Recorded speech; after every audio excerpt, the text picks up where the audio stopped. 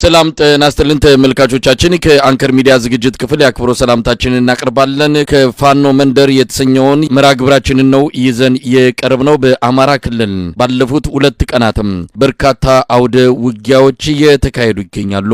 ሰሞኑን በአማራ ፋኖ ምስራቅ አማራ ቀጠና ሚኒሊክ እዝ በአምባሰል ተራሮች የተደረገው ውጊያ በአገዛዙ ሰራዊት ላይ ከፍተኛ እልቂት ማስከተሉን ተከትሎ በአብይ አህመድ ጀነራሎች ዘንድ ከፍተኛ ድንጋጤ መፍጠሩም ተነገረ ነው። እስካሁን ባለው መረጃ ከ150 በላይ የአገዛዙ ወታደሮች በፋኖ ጥቃት ተገድለዋል። ቁጥራቸው ለጊዜው ያልታወቁ የአገዛዙ ሰራዊት አባላትም ገደል ውስጥ መግባታቸውን ነው መረጃዎች የሚያመለክቱት። ተመሳሳይ ወታደራዊ ክንውኖችም በጎንደር በሸዋ መካሄዳቸውን ነው መረጃዎች የሚያመለክቱት። ይህ በእንዲህ እንዳለም በተለያዩ ጉዳቶች ሰራዊቱን የተለዩ የብልጽግና ሰራዊት አባላት በደብረ ዘይት ትዕይንተ ህዝብ ማካሄዳቸው ተገለጸ።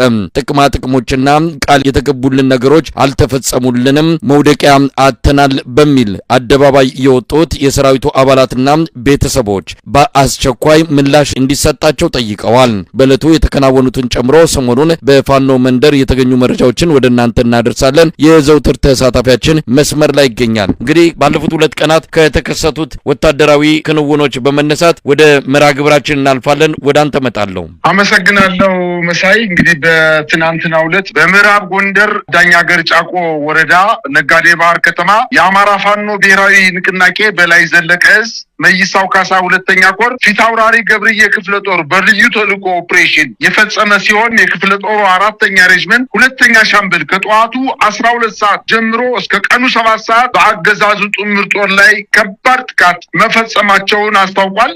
በተደረገው ውጊያ የአገዛዙ ጥምር ኃይል የብልጽግና አመራር ከፍተኛ ጉዳት ማስተናገዱን ለማወቅ ተችሏል። 21 የአገዛዙ ጦር ሲገደሉ 13 ቁስለኛ መሆናቸውን ለማወቅ ተችሏል። 19 ክላሽንኮቭ መሳሪያ በምርኮ የተገኘ ሲሆን ከ5000 በላይ ተተኳሽ መማረካቸውን አስታውቀዋል። እንዲሁም የአማራ ፋኖ ብሔራዊ ንቅናቄ በላይ ዘለቀ እዝ መይሳው ካሳ 2ኛ ኮር ካራማራ ክፍለ ጦር በምዕራብ ጎንደር መተማ ወረዳ የሰፈረውን የአገዛዙ ጥምር ሰራዊት አብዛኛውን ቀጠና አሸንፎ ነጻ በማውጣት የቻለበትን ሁኔታ ገልጿል። አውደ ውጊያው ህዝባችን ከተጭበረበረ ምርጫ ከማዳን ባሻገር መተማ ወረዳ ከመንደር 1 እስከ መንደር 4 ከአገዛዙ ኃይሎች ማጽዳት ሲቻል ቱመት ከተማ የመሸገውን የጦር ኃይሉን ከሌሊቱ 6 ሰዓት ጀምሮ ሰርጎ ወደ ከተማው በመግባት በተፈጸመው የማጥቃት እንቅስቃሴ ሌሊቱን የአገዛዙን ጦር ከከተማዋ በማስወጣት የቱመት ከተማን በፋኖ ቁጥጥር ስር ማስገባታቸውን አስታውቀዋል። ይህ በእንዲህ እንዳለ ቀሪ ቀጠናዎችን ነጻ ለማስወጣት ካራማራ ክፍለ ጦር በታቀደ ሁኔታ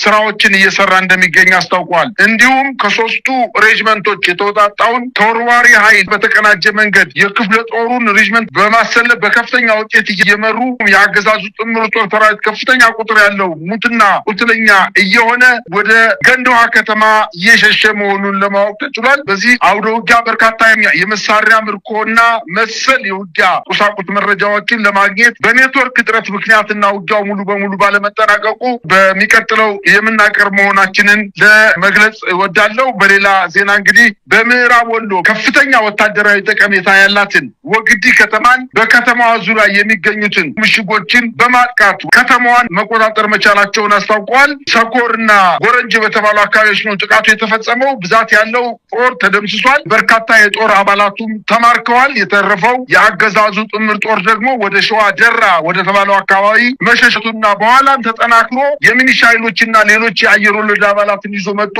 ጥቃት ለመፈጸም ሙከራ ያደረገ ቢሆንም ነገር ግን እንዳልቻለ ነው መረጃዎች የደረሱኝ። በከተማዋ የነበረው የፋኖ ኃይሎች ቤተሰቦች ናቸው ተብለው በእስር ቤት የነበሩ በርካታ እስረኞች የግፍ እስረኞች ማስለቀቁን አስታውቋል። መንግስትም የድሮውን ጥቃት ፈጽሟል። እንግዲህ በአማራ ክልል እየተደረገ ባለው ጦርነት ለበርካታ ጊዜ ማለት በሚያስችል ደረጃ የእግረኛ ጦሩ ካናይዝ የአየር ወለድ ጦሩ ሲመታበት እያደረገ ያለው ንጹሃንን በድሮን መጨፍጨፍ ነው የተለመደ ተግባሩን አድርጓል። ነገር ግን የፋኖ ኃይሎች ባደረጉት የማጥቃት እንቅስቃሴ ሁለት የቡድን መሳሪያዎች ብሬንና ዲሽቃዎችን 30 ክላሽ መማረካቸውን አስታውቀዋል። አሁንም ተመልሶ የተነጠቀውን በላስታና በአምባሰል ተራሮች ላይ እየተደረገ የነበረው ውጊያ ዛሬም ለአምስተኛ ቀን ተጠናክሮ ቀጥሏል። የፋኖ ኃይሎች የአምባሰል ተራራ ሙሉ በሙሉ ተቆጣጥረው አሁንም ይዘው ይገኛሉ።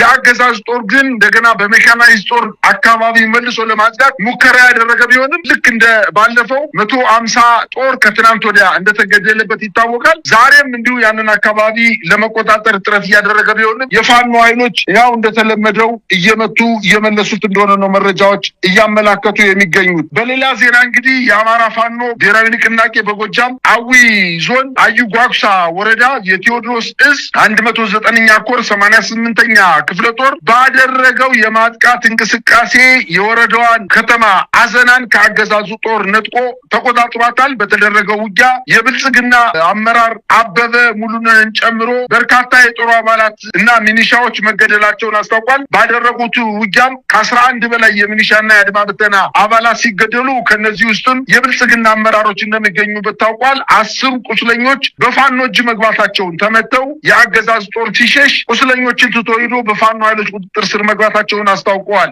30 እስረኞችም በከተማ ውስጥ የፋኖ ቤተሰብ ናችሁ ተብለው ሲሰቃዩ የነበሩ ለፋኖ ገንዘብ ትሰጣላችሁ፣ ለፋኖ መረጃ ትሰጣላችሁ ተብለው ታስረው የነበሩ 30 የግፍ እስረኞችን ማስለቀቃቸውን አስታውቀዋል። እንዲሁም በምስራቅ ጎጃም ዞን ዋና ከተማ ደብረ ማርቆስ የፋኖ ኃይሎች በሌሊት በፈጸሙት ጥቃት 7 የአድማ ብተና አባላትን በፓትሮል እያደረጉ ወሰታ በተባለው ቦታ አካባቢ በሌሊት ሲንቀሳቀሱ የነበሩ የአድማ ብተና አባላትን ቀኝ የተባሉ የከተማ አድፍጦ መጪ ኃይሎች ዘልቀው በመግባት በፓትሮል ሲንቀሳቀሱ የነበሩ 7 የአድማ ብተና አባላትን ከመምታታቸው በተጨማሪ በከተማዋ ላይ በሌሊት ሲንቀሳቀስ የነበረችው የፓትሮል መኪናን ጨምረው ማቃጠላቸውን አስታውቀዋል። ይህ በእንዲህ እንዳለ እንግዲህ በሰሜን ሸዋም እንዲሁ በደብረ ብርሃን ከተማ አቅራቢያ አንጫ ቆረር በተባለ ቦታ የፋኖ ኃይሎች ጥቃት ፈጽመው 1 ሻለቃ አዛዥን ጨምሮ በርካታ የአገዛዙ ጦር መደምሰሳቸውን አስታውቀዋል። በዚሁ ቀጠና በመንዝ ወረዳ ከወገሬ ከተማ ጠል ወደ ተባለ ቦታ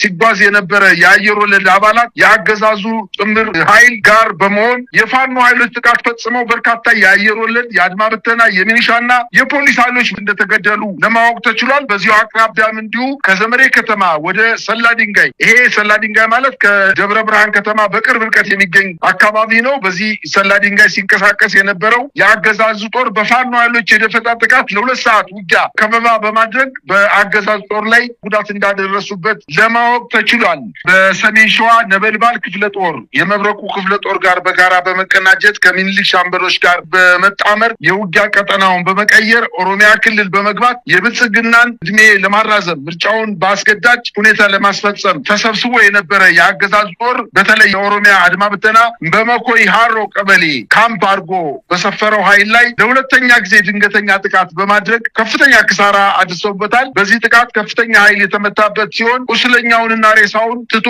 ወደ አዳማ ከተማ መሸሹን ለማወቅ ተችሏል። ነበልባል ክፍለ ጦር በሰነዘሩት ማጥቃት የኦሮሚያ አድማ ብተና መመታቱ ሲታወቅ ከተማዋን በፋኖ ቁጥጥር ስር መግባቷንም እንዲሁ ለማወቅ ተችሏል። የአማራ ፋኖ ብሔራዊ ንቅናቄ የዳግማዊ ቴዎድሮስ 5ኛ ኮር አካል የሆነው ዳግማዊ መብረቅ ክፍለ ጦር ከአዲስ ዘመን ከተማ ማክሰኝን ባለው መስመር ላይ ስሙ አርኖ ጋርኖ ዳንኪያና ሰባሃ በተባለ ቦታ ላይ በፈጸሙት የማጥቃት እንቅስቃሴ በጥምር ሲንቀሳቀስ የነበረውን የአገዛዝ ጦር የብልጽግና አመራርና የአድማ ብተና አባላትን በሰነዘሩት ማጥቃት 11 የአገዛዙ ጦር ሲገደል 13 ቁስለኛ ማድረጋቸውን አስታውቀዋል። በጣም ነው የማመሰግነው። በሌላ በኩል ሌሎች መረጃዎችንም እንደዚሁ ወቅታዊ የፋኖ ተጋድሎ ዙሪያ ያገኘነው አለ። እሱንም ለማካፈል ያልነው አማራ ፋኖ ብሔራዊ ንቅናቄ ቴዎድሮስ እዝ አርበኞች በአዩ ጓጉሳ ግንባር በአገዛዙ ወታደሮች ላይ ትልቅ ድል እንዳገኙም እየተነገረ ይገኛል። ይሄ የ109ኛ ኮር 88ኛ ክፍለ ጦር አምባላ ቀበሌ በመመሸግ ነው ህዝብን ሲዘርፍ የነበረ የተባለውን ራሱን የአገው ሸንጎ ሚሊሻ እያለ የሚጠራውን አካል ነው በመምታት ከፍተኛ ጉዳት እንዳደረሰ የተገለጸው። ሌላው በወሎ ቤት አማራ ቀጠና ምዕራብ ግንባር ላይ በተደረገ ተከታታይ ተጋድሎ እንደዚሁ ከፍተኛ ቁጥር ያለው የአብይ አህመድ ወታደር እንደተገደለ ነው የሚነገረው። በወግዲ በሚገኝ ወታደር ኃይል ውስጥ የእርስ በርስ ግጭት መቀስቀሱም እየተነገረ ነው። ግጭቱ የተቀሰቀሰው ለፋኖ መረጃ ሰጥታችሁን ያስመታችሁን በተባሉ የአማራ ተወላጅ የሰራዊቱ አባላትና በወታደራዊ አመራሮችና አጃቢዎች መካከል እንደሆነ ነው መረጃው የሚያመለክተው። ሌላው በአማራ ፋኖ ብሔራዊ ንቅናቄ ሸዋ ጠቅላይ ግዛት አሳምነው እዝ በኩል የተካሄደው ወታደራዊ ዘመቻ ነው። በመንዝ አውራጃ የመዘዞንና የባሽ ህዝብን ከፍተኛ አደጋ ሲፈጽም የነበረው የአገዛዙ ጦር ላይ ነው እርምጃ የተወሰደው። ከሞላሌ ከተማ ወደ ባሽ፣ ከመሃል ሜዳ ከተማ ወደ ባሽ እንዲሁም ከጣር ማበር ወደ መዘዞ፣ ከደብረ ሲና ከተማ ወደ መዘዞ የተንቀሳቀሰ ቢሆንም አሳምነው እዝ የአስቻሉ ደሴ ክፍለ ጦርና በረራ ክፍለ ጦር የተወጣጣ ኃይል ነው በማረፊያ ቁርጥ አምባና ቴሌ አካባቢ በጨበጣ ውጊያ የአገዛዙ ሰራዊት ላይ ትልቅ ድል እንደተቀዳጀ የተገለጸው። በሌላኛው ግንባር በመዘዞ በኩልም እንደዚሁ ውጊያዎች መደረጋቸውን ነው ከአማራ ፋኖ ብሔራዊ ንቅናቄ ሸዋ ጠቅላይ ግዛት አሳምነው እዝ የህዝብ ግንኙነት ክፍል የተገኘው መረጃ የሚያመለክተው። እንደዚሁም በዛው በወሎ በአማራ ፋኖ ብሔራዊ ንቅናቄ ሚኒሊክ እዝ በምዕራብ ወሎ ግንባር በየአቅጣጫው እንደዚሁ ውጊያ እየተካሄደ ይገኛል። በ105ኛ ኮር 47ኛ ክፍለ ጦር አትሮንስ ሻለቃ ከአማራ ሳይንት አጅባር፣ ከመሃል ሳይንት ደንሳ ከተማ፣ ከወርቅ ማውጫ እስከ መሃል ሳይንት ትምህርት ቤት የአብይ አህመድ አገዛዝ ጦር መከላከያው አድማ ብተናና ሚሊሻ እንዲሁም የፖሊስ ኃይሎች ላይ በተደረገ የማጥቃት እንቅስቃሴ 45 የጥምር ጦር አባላት መደምሰሳቸውን ነው የተገለጸው። 38 ቁስለኛ እንደዚሁም በርካታ የጦር መሳሪያዎች መማረካቸውን ነው በመረጃው ላይ የተመለከተው። ከወልዲያ ወደ ባህር ዳር በሚወስደው ዋና መስመር ላይ እንዲሁ ሳንቃ ከተማን ጨምሮ ሌሎች አካባቢዎችንም በፋኖ ቁጥጥር ስር መግባታቸውን በደረሰን መረጃ ላይ ተመልክቷል። እንደው በሌላ በኩል በቤንሻንጉል ጉሙዝ ክልል የተፈጸመ አንድ አሳዛኝ ክስተት አለ። በእርግጥ ለክስተቱ ኃላፊነቱን የወሰደ አካል ባይኖርም የጉሙዝ ህዝብ ዲሞክራሲያዊ ንቅናቄ ጥቃቱን የፈጸምኩት በመከላከያ ሰራዊት አጀብ ላይ ነው፣ ሰላማዊ ዜጎች የተገደሉት ሆን ተብሎ የንቅናቄውን መልካም ስም ለማጥፋት በሚል በአገዛዙ በኩል የተቀናበረ ድራማ ውጤት ነው ሲል የጉሙዝ ህዝብ ዲሞክራሲያዊ ንቅናቄ ለአንከር ሚዲያ በላከው መግለጫ ላይ አስታውቋል። እንግዲህ ግንቦት 4 ቀን 2018 ዓ.ም በመንኩሽ አይሲዲ አካባቢ ነው ውጊያ ተደረገ የሚለው የጉሙዝ ኃይል ንቅናቄ 120 የሚሆኑና 4 ወራል መኪና በርካታ የአገዛዙ ጦር በነበረበት በዚሁ አጀብ ጉዞ ላይ ነው ጥቃት በመሰንዘር ከፍተኛ ኪሳራ ደረስኩ የሚለው። ነገር ግን በውጊያው የህዝብ ትራንስፖርት መኪና ላይ ጉዳት መድረሱን አምኗል። መረጃዎች እንደሚያሳዩትም እነዚህ የህዝብ ማመላለሻ ትራንስፖርት አገልግሎት የሚሰጡ 4 አውቶቡሶች በመከላከያ አጀብ ጉዞ ላይ እንዳሉ ነው የሚነገረው። እንግዲህ ይህንን ኃላፊነት የሚወስድ አካል መኖር አለበት። የጉሙዝ ንቅናቄ እንደሚለው ጥቃት የሰነዘርኩት ፈንጂም ጠምጄ ጉዳት ያደረስኩት መረጃውም ነበረን፣ መከላከያ ሰራዊቱ በሚያልፍበት መንገድ ላይ ነው ጥቃት የሰነዘር ነው የሚል ነው። እንግዲህ የአብይ አህመድ አገዛዝ ሆን ብሎ ሰላማዊ ዜጎችን ለማስመታት አንድ ላይ ተደባልቆ በጉዞ ላይ እንዲህ አይነት ጥቃቶች እንዲሰነዘሩ እያደረገ ነው የሚል ነው እንግዲህ ከጉሙዝ ዲሞክራሲያዊ ንቅናቄ የወጣው መግለጫ የሚያመለክተው። ለማንኛውም ከ30 በላይ ሰላማዊ ዜጎች ተገለዋል። ከፍተኛ ጉዳት የደረሰው ይሄ ሊወገዝ ይገባል። ሰላማዊ ዜጎች የተገደሉበት የቤኒሻንጉል ጉሙዙ ማክሰኞ ዕለቱ ጥቃት የሚወገዝ እንደሆነ ይታመናል። ለማንኛውም የጉሙዝ ህዝብ ዲሞክራሲያዊ ንቅናቄ በዚህ ጉዳይ ላይ ግልጽ የሆነ መረጃ መስጠት ይገባዋል። ጉዳዩንም በተመለከተ ዝርዝር መግለጫ እንዲሰጥ በእኛም በኩል ጥያቄ ቀርቦላቸዋል። ይሄ በማንኛው መልኩ ተጠያቂነት ባለው ሁኔታ ነው የሰላማዊ ዜጎች ግድያ ፍትህ መገኘት ያለበት። የሹፌሮች አንደበት የተሰኘ በማህበራዊ ሚዲያ ላይ መረጃዎችን የሚያቀርብ በሹፌሮች አጠቃላይ ሁለንተናዊ እንቅስቃሴ ላይ እንደዚሁ በየዕለቱ መረጃ የሚያቀርብ ማህበራዊ ሚዲያ ገጽ ነው። ሹፌሮች እንደተገደሉ፣ በርካታ ሰላማዊ ዜጎች እንደተገደሉ ማስታውቋል። ሆኖም ቀረም በአጀብ የሄዱ የነበሩ መንገደኞች ላይ ነው ከፍተኛ ጉዳት የደረሰው። እስቲ በዚህ ዙሪያ ላይ ያለው መረጃን ጨምሮ ምን ማለት ይቻላል? መሳይ እንግዲህ ግንቦት 4 ቀን በቤንሻንጉል ጉሙዝ ክልል ከዞኑ ዋና ከተማ ማለትም ከግልገል በለስ ከተማ ተነስቶ ወደ አሶሳ በወታደራዊ አጀብ ሲጓዝ የነበረ በርካታ መኪና ዳንጉር ወረዳ አሲል በተባለ ቦታ ላይ ነው ጥቃቱ የተፈጸመው። እንግዲህ ይሄ መንግስት ለመጀመሪያ ለምንድን ነው በኮንቮይ ለመውሰድ የፈለገው? እዛ አካባቢ ከፍተኛ ግጭት እንዳለ ይታወቃል። በርካታ የታጠቀ ኃይል አለ። ምናልባትም እኛ የምንጠረጥረው የጉሙዝ ህዝብ ዲሞክራሲያዊ ንቅናቄ ከወራት በፊት ከአማራ ፋኖ ብሔራዊ ንቅናቄ ጋር በዛ አካባቢ ሰላማዊ ሰዎችን ላለመግደል የአገዛዙን ጦር ብቻ ተዋግቶ ሲቪሎችን ለመጠበቅ ቃል እንደገባና በአግቷቸው የነበሩ በርካታ ሴቶችን በድርጅቱ ሊቀመንበር አማካኝነት ድርድርና ውይይት ተደርጎ እንደተለቀቁ ይታወቃል። ስለዚህ ይሄ ነገር ስርግንዱ ካልታወቀ ገለልተኛ አጣሪ ኃይል ሂዶ ካላጣራው በስተቀር ይሄን ያደረገው ያኔ ያደረገው ለማለት በጣም የሚያስቸግር ሁኔታ ነው። ምክንያቱም ይሄ መንግስት 11ኛው ሰዓት እየደረሰበት ስለሆነ ህዝብን ከህዝብ ጋር ሊያጋጭ የሚችል ማንኛውንም ድርጊት ሊፈጽም የሚችልበት ደረጃ ላይ ስላለ ይሄ ነው ያደረገው ያኔ ያደረገው ማለት ለማለት በጣም ይከብዳል። እንግዲህ በርካታ ሰላማዊ ሰዎች ብቻ ሳይሆኑ አጅበው ሲሄዱ የነበሩ የመከላከያ ሰራዊት ውጊያ ተከፍቶም ጭምር በርካታ ሰራዊት እንደተገደለና ሞራሎችም እንደተቃጠሉ ነው ከአካባቢ ነዋሪዎች የደረሰኝ መረጃ። ስለዚህ ይሄ ነው ያ ነው ብለን ልንል አንችልም። የጉምዝ ህዝብ ዲሞክራሲያዊ ንቅናቄ በዚህ ጉዳይ ላይ ግልጽ የሆነ መግለጫ መስጠት አለበት። በአንተ ሀሳብ ምስማማበት ሆኖ ነገር ግን ይሄ መንግስትስ ምን እያደረገ ነው? አቅም ከሌለው ለምን በመጀመሪያ በአጀብ ለመውሰድ ይፈልጋል? ከሄደስ ለምን ከጥቃት መከላከል? ያ ሁሉ ሲያልቅ ያ ሁሉ ሰላማዊ ሰው ሲቆስል 40 ሰው ነው የቆሰለው፣ ከ30 በላይ ህይወታቸው አልፏል የተባለው አጅበው ሲወስዱ የነበሩ መከላከያዎችም ሙተዋል የሚል መረጃ ነው ያለኝ። ይሄ ሁሉ ጥቃት ሲደርስ አቅም ከሌለው መጀመሪያ በአጀብ ልውሰድ ብሎ ለምን ሙከራ ያደርጋል? ስለዚህ ለማጋጨት ሆን ብሎ ያደረገውም ሊሆን ስለሚችል በዚህ ጉዳይ ላይ ገለልተኛ አጣሪ ወይንም በዛ አካባቢ የሚኖሩ ጉዳዩን በስነ ስርዓት የሚያውቁ ሰዎችን ጠይቆ መረጃ ማቅረብ ካልተቻለ በስተቀር ይህ ነው ለማለት በጣም የሚያስቸግር ሁኔታ ነው ያለው። አጠቃላይ በቤንሻንጉል ጉሙዝ ክልል ፍጹም ሰው ሊንቀሳቀስበት በማይችል ደረጃ መከላከያውም የፋኖ ኃይሎችም በዛ አካባቢ ይንቀሳቀሳሉ። የቤንሻንጉል ጉሙዝ ሁለት ድርጅቶች ካምፖችን አድርጎ ህብረተሰቡን እየገደለ ስለሆነ እነሱን ለማስወጣት ከፍተኛ ትንቅንቅ እያደረጉ ነው የሚገኙት። በበርካታ ቦታዎች ላይ ውጊያ እየተደረጉ ነው። ለምሳሌ መሳይ በቡለን ድባጤና ወንበራ በተባሉ አካባቢዎች አብዛኛውን ቦታ ተቆጣጥረው ነው የሚገኙት እነዚህ ሰዎች። በዛ አካባቢ እንግዲህ አንድ ሰላማዊ ሰው እንኳን ተገደለ አይደለም ተፈናቀለ የሚባል ዜና እንኳን ሰምተን አናውቅም። አሁን በጣም ተጠናክረው በርካታ ቦታዎችን ተቆጣጥረው በሚገኙበት ቦታ እዛ አካባቢ በሰላማዊ መኪና መንገድ ላይ ሲሄዱ የነበሩ ኃይሎች እንዴት ተመቱ?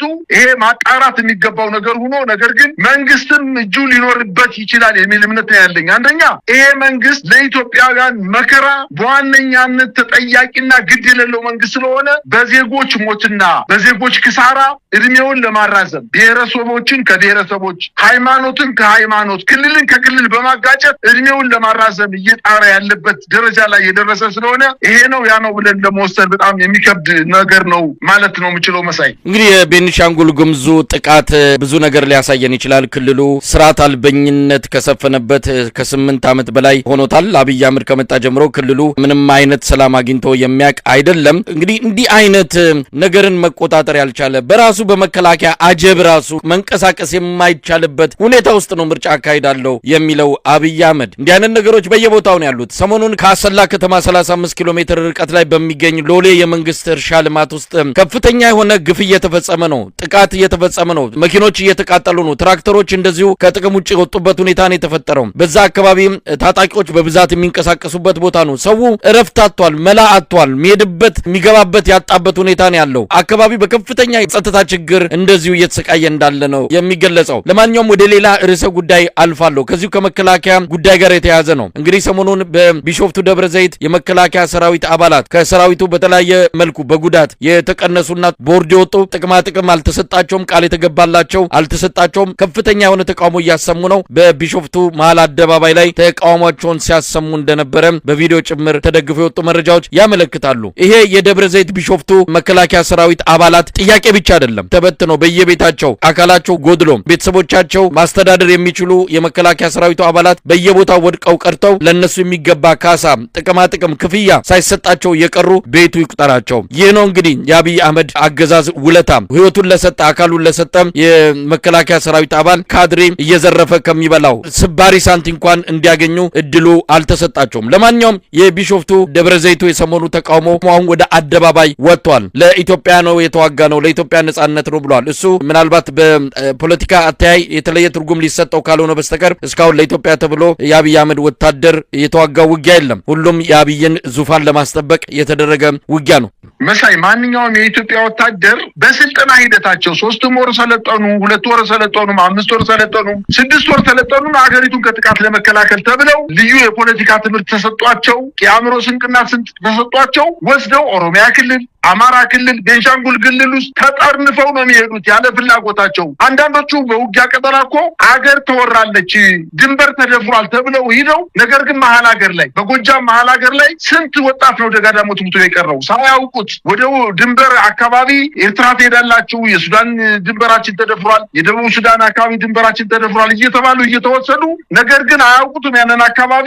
ይሄ ነው ድንበራችን፣ በቃ እዚህ አካባቢ ጠላት አለ፣ ከጠላት ጋር ተዋጉ ተብለው ነው የሚሞቱት። አብዛኛው እጁ የተቆረጠ እድለኛ ሆኖ እጁ የተቆረጠ በህይወት ያለ አካል ጉዳተኛ የሆነ የመከላከያ ሰራዊት አባላት በደብረ ዘይት ብቻ አይደለም በአገሪቱ በአጠቃላይ ተበትኖ ነው ያለው። እድሉን ቢያገኙ በተለይ በደቡብ ክልል በሲዳማ በወላይታ በጋሞ በአርባ ምንጭ አካባቢ ብንሄድ በርካታ አካል ጉዳተኞች ቁስላቸው ሳያጠግቅ እንዲሁ ሜዳ ላይ አንሶላ ኮፍያቸውን አስቀምጠው ስለምኑ ነው እየታዩ ያሉት። እነዚህ የደብረ ዘይቶቹ ያነሱት ጥያቄ የብዙ ኢትዮጵያን መከላከያ ሰራዊት አባላት ጉዳት የደረሰባቸው ጥያቄ ይዘው ነው የተነሱት። ለተከታታይ ጊዜ በቢሮ በመገኘት የመከላከያ ሰራዊት ዋና ካምፓቸው ጋር ሂደው ጥያቄ በማቅረብ እኛ ለኢትዮጵያ ነው የቆሰልነው፣ ለሀገራችን ነው የቆሰልነው፣ የደማነው ለሀገራችን ነው የሚል ጥያቄ አቅርበዋል። የተለያዩ ጥቅማ ጥቅሞችን ይከበርልን የሚል ጥያቄ ማቅረባቸው ህይወታቸውን የሰጡ የብልጽግናን እድሜ ሊያራዝሙ በውጊያ ቆስለው የመጡ ከጓደኞቻቸው ድለኛ ሆነው የመጡ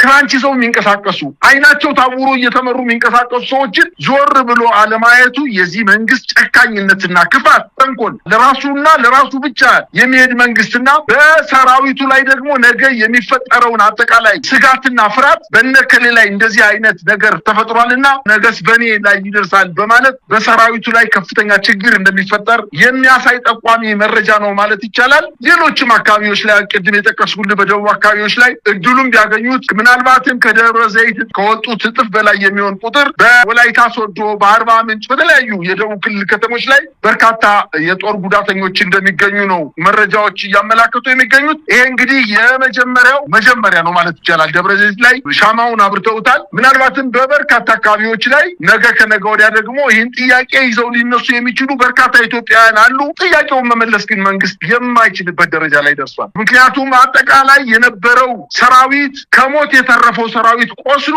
ከፍተኛ ጉዳት ደርሶበት ከእናቱ ቤት ነው ተቀምጦ እየተጣወረ ያለው። ባላጌ የግብርና ኮሌጅ ውስጥ የግብርና ኮሌጁን አስተተው የወታደር ቁስለኛ ማገገሚያ ካደረጉት በኋላ ካምፑስ ሲሞላባቸው ቡልቡላ፣ ዝዋይ፣ ሻሸመኔ ከተማ ላይ አውጥተው የዘረገፏቸው እነዚህ በክራንች የሚሄዱ እየተመሩ የሚሄዱ በእጃቸው ሰርተው መብላት የማይችሉ እጃቸው የተቆረጡ የመከላከያ ሰራዊት አባላት አሁን በጠቀስኩልህ ከተማ ላይ እየለመኑ ነገር ግን ወታደራዊ ጀነራሎች ወታደራዊ ኮሎኔሎች በዛ ሲያልፉ እንኳን ሊያግዟቸው ሊያያቸውም እንኳን ፈቃደኛ አይደሉም። አንዳንዶቹ ቁስላቸው ሳይደርቅ ዝም እየወረራቸው አንሶላጥፈው እየለመኑ ነው ቡልቡላ የሚባለው ከተማ ላይ። ስለዚህ በመከላከያ ሰራዊት ላይ እየተፈጸመ ያለውን ግፍ ይዘው በመነሳታቸው ነገ ከነገ ወዲያ አሁንም ሌላ ጥያቄ ሊነሳባቸው እንደሚችል ነው እንግዲህ በመንግስት ላይ 11ኛው ሰዓት የደረሰ ይመስለኛል መሳይ ማለት ይችላልው። ምናልባት የሰሞኑ አምባሰል ተራሮች ላይ የተፈጸመው በቪዲዮ ተቀርጾ ወጥቷል። እንደሰማነው ከሆነ አብይ አህመድ ጀነራሎች ዘንድም ድንጋጤን ነው የፈጠረው። ፋኖን አጥፍተናል፣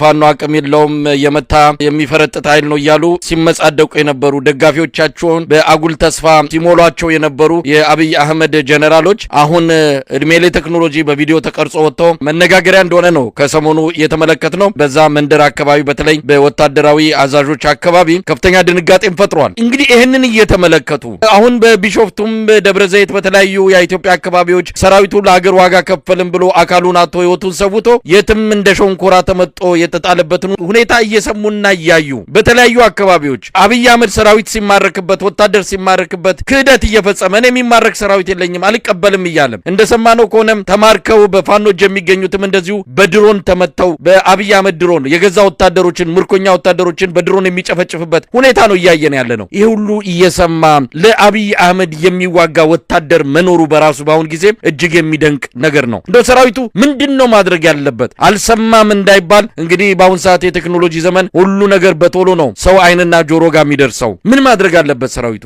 መሳይ መከላከያ ጀነራሎች ለምን ይደነግጣሉ? ለምደውታል እኮ ሰራዊቱን የወሰዱ ማስፈጀት እኮ ለምደውታል። አሁንም እንዲያውም መከላከያ ሰራዊት ወደ አማራ ክልል ገብቶ በፋኖ ከሚገደለው ያልተናነሰ እኮ ራሱ መከላከያ እኮ እየፈጀው ነው። ሰሞኑን በደቡብ ጎንደር አለምበር ከተባለው ከተማ እስከ ደብረታቦር ከተማ ድረስ ከ5 ቀን በፊት በነበረው ውጊያ በርካታ የመከላከያ ሰራዊት ተማርኮ ማህደረ ማርያም የሚባል ቦታ ላይ ጊዜያዊ የምርኮኛ ማቆያ ማዕከል አቋቁሞ በነበረበት ሰዓት እንዳለ ነው የፈጃቸው እኮ የመከላከያ ሰራዊቱን በድሮ ራሱ እየገደለው እኮ ነው። ስለዚህ ለምንድን ነው የሚሳቀቀው?